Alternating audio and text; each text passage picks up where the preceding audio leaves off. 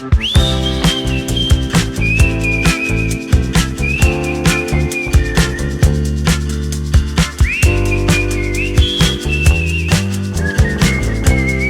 m'appelle Julien Guillaume, j'ai 35 ans et je suis le fondateur de la société Cobalt. Cobalt, c'est l'idée un peu folle que demain il existera la porcelaine des Ardennes. Et pour en arriver là, je travaille à la création d'une manufacture d'objets d'art et décoration éthiques, axés autour de la porcelaine et de la céramique pour le marché du luxe. Je suis chef d'entreprise depuis plus de 10 ans dans le monde du digital et j'ai opéré ce virage à 360 degrés pour créer une activité plus ancrée dans le monde du réel et qui porte des valeurs qui me ressemblent. Lorsque l'on prend la décision de laisser derrière nous une situation stable et confortable pour créer un projet de zéro, il faut être réaliste et rigoureux. Cela permet de lever toutes les craintes, les doutes on en a toujours, c'est une manière de ne pas se relâcher et de continuellement se renouveler. Je n'avais jamais vraiment pensé à Rimbotech pour ce projet, jusqu'au jour où j'ai participé à un petit déjeuner et j'ai immédiatement déclenché un rendez-vous avec Quentin pour pouvoir en parler. Alors tout d'abord, il y a la starter class. Cela permet de se concentrer sur la théorie du projet. On reprend tout de zéro et ça permet de prendre du recul.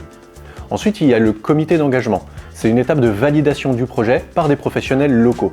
Ça permet d'avoir une validation que le projet est réaliste et réalisable. Et ensuite, il y a l'incubation individuelle. C'est une formation mise en réseau, mise en relation, autant d'outils qui vont permettre d'évoluer et surtout ne pas se retrouver seul face à son projet.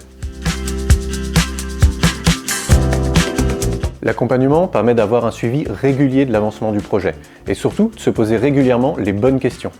Clara, ma chargée d'affaires, a le recul nécessaire pour lever des points d'attention qui m'auraient échappé. Je suis motivé chaque jour par l'idée que je travaille sur un projet aux perspectives époustouflantes. Créer une marque à fort potentiel de zéro, imaginer des produits qui pourraient devenir iconiques, c'est galvanisant. Je n'ai jamais été particulièrement patient. J'ai appris à me dépasser, à accepter que la moindre étape peut prendre beaucoup de temps. C'est parfois très frustrant. Pour moi, la séparation entre la vie pro et la vie perso, c'est capital. Cela permet de se concentrer et de profiter à 100% de chacun des côtés. Il est néanmoins d'un grand atout d'avoir le soutien de son entourage.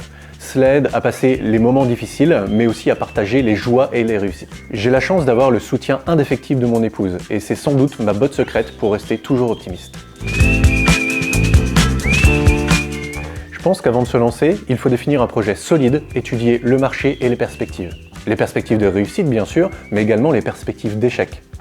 Si on trouve que la balance entre les deux est acceptable et que l'on est prêt à y accorder toute son énergie, alors c'est le moment de passer le cap.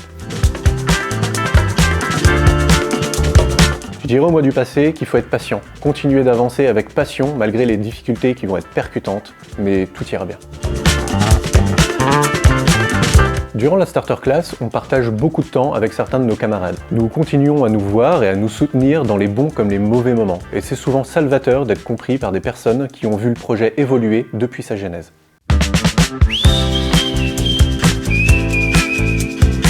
Si je devais choisir une couleur, ce serait la couleur bleue.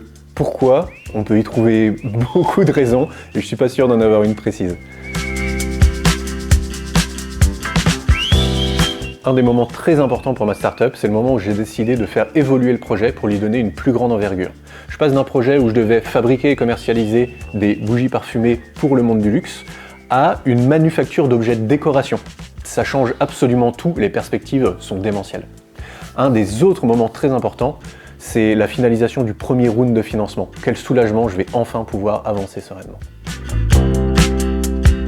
Lors d'un échange plutôt infructueux avec un fournisseur, la conversation a dévié et des propositions de mise en relation étaient faites avec des personnes plutôt connues. Je peux pas en dire plus, mais c'est quand même plutôt sympa. Un événement encore plus gros, c'est normalement en septembre le lancement de la marque Maison Olympe lors du salon Maison et Objets à Paris.